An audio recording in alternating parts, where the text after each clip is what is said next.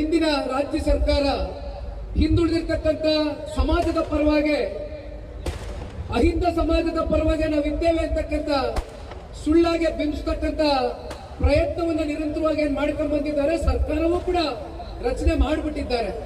ಆದ್ರೆ ಇವತ್ತಿನ ಒಂದು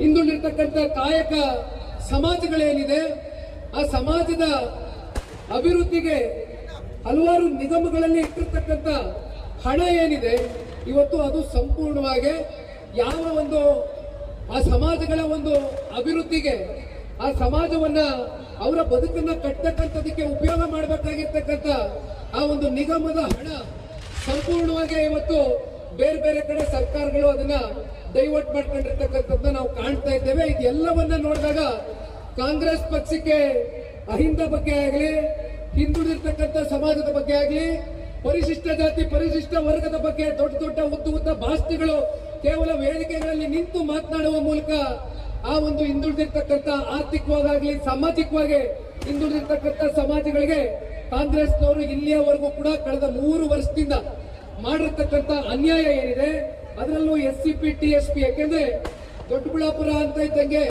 ಸರ್ವ ಜನಾಂಗ ಎಲ್ಲರೂ ಕೂಡ ಇವತ್ತು ವಾಸವಾಗಿರ್ತಕ್ಕಂಥ ಕ್ಷೇತ್ರ ಇದೆ.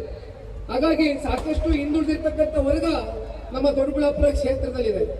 ಅಂತ ಪರಿಶಿಷ್ಟ ಜಾತಿ ಪರಿಶಿಷ್ಟ ವರ್ಗಕ್ಕೆ ಅವರ ಒಂದು ಕಲ್ಯಾಣಕ್ಕೋಸ್ಕರ, ಅವರ ಒಂದು ಅಭಿವೃದ್ಧಿಗೋಸ್ಕರ ಇಟ್ಟಿರ್ತಕ್ಕಂಥ SCP TSP ಹಣ 3 ವರ್ಷಗಳ ಕಾಲ ಸರಿಸುಮಾರು 53,000 ಕೋಟಿಯಷ್ಟು ಇವತ್ತು ಬೇರೆ ಬೇರೆ ಕಡೆ ಹಣವನ್ನ ವರ್ಗಾವಣೆ ಮಾಡ್ಕೊಂಡಿರ್ತಕ್ಕಂಥ ಒಂದು ಉದಾಹರಣೆಯನ್ನ ನೋಡಬಹುದು.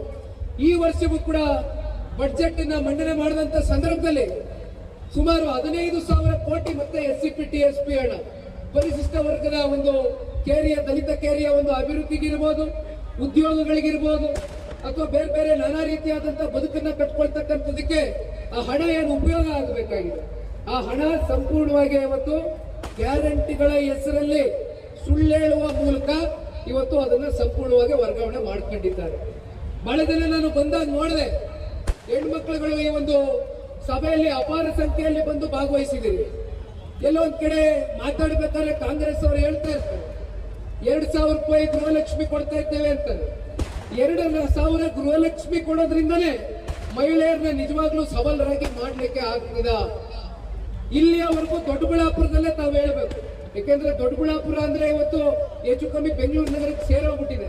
ಇದೇನು ಬೆಂಗಳೂರು ಬಿಟ್ಟೋಗಿರ್ತಕ್ಕಂಥ ಕ್ಷೇತ್ರ ಏನಲ್ಲ, ಬಹಳ ವಿಸ್ತಾರವಾಗಿ ಬೆಳೆದಿದೆ. ಆದ್ರೆ ಇಂಥ ವಿಸ್ತಾರವಾಗಿ ಬೆಳೆದಿರ್ತಕ್ಕಂಥ ಈ ಒಂದು ದೊಡ್ಡಬಳ್ಳಾಪುರ ಕ್ಷೇತ್ರದಲ್ಲಿ ಇಲ್ಲಿಯವರೆಗೂ ಯಾವ್ದಾದ್ರೂ ಕೈಗಾರಿಕೆಗಳನ್ನ ಸ್ಥಾಪನೆ ಮಾಡ್ತಕ್ಕಂಥದ್ದಕ್ಕಾಗ್ಲಿ, ಅಥವಾ ಯಾವ್ದಾದ್ರು ನೀರಾವರಿ ಯೋಜನೆಯನ್ನ ಕಾರ್ಯರೂಪಕ್ಕೆ ತಗೊಂಡ್ ಬರ್ತಕ್ಕಂಥದ್ದಕ್ಕಾಗ್ಲಿ ಸರ್ಕಾರ ಇಲ್ಲಿಯವರೆಗೂ ಯಾವ್ದಾದ್ರು 10 ರೂಪಾಯಿ ಬಿಡುಗಾಸಿ ಇವತ್ತೇನಾದ್ರೂ ಕೊಟ್ಟಿದ್ಯಾ? ಎಲ್ಲಾದ್ರೂ ಕೂಡ ಇವತ್ತು ಉದ್ಯೋಗದ ಸಮಸ್ಯೆ ಕಾಡ್ತಾ ಇದೆ. ಇಲ್ಲಿ ಬಹಳ ಜನ ಯುವಕರು ಬಂದಿದ್ದಾರೆ, ರೈತರ ಮಕ್ಕಳು, ಮಧ್ಯಮದ ವರ್ಗದ ಮಕ್ಕಳು, ಹಿಂದುಳಿದಿರ್ತಕ್ಕಂಥ ಮಧ್ಯಮದ ವರ್ಗದ ಮಕ್ಕಳು ಎಲ್ಲರೂ ಕೂಡ ಓದಿದ್ದಾರೆ. ITI ಸ್ಟೂಡೆಂಟ್ಸ್ ಇದ್ದಾರೆ, ಗ್ರಾಜುಯೇಟ್ಸ್ ಇದ್ದಾರೆ, ಇಂಜಿನಿಯರ್ಸ್ ಇದ್ದಾರೆ, MBBS ಮುಗಿಸ್ಕೊಂಡಿದ್ದಾರೆ. ಆದ್ರೆ ವಿಪರ್ಯಾಸ ಏನಪ್ಪಾ ಅಂದ್ರೆ ದುಡಿತಕ್ಕಂಥ ಸ್ವಾಭಿಮಾನದಿಂದ ದುಡಿಯುವಂತ ಕೈಗಳಿಗೆ ಇವತ್ತು ಕೆಲಸ ಕೊಡ್ಲಿಕ್ಕೆ ಈ ರಾಜ್ಯ ಸರ್ಕಾರದ ಕೈನಲ್ಲಿ ಇಲ್ಲಿಯವರೆಗೂ ಕೂಡ ಆಗಿಲ್ಲ. ರಾಜ್ಯ ಸರ್ಕಾರಕ್ಕೆ ಕಾಟಾಚಾರಕ್ಕೆ ಉದ್ಯೋಗ ಮೇಳವನ್ನ ಮಾಡ್ತಾರೆ.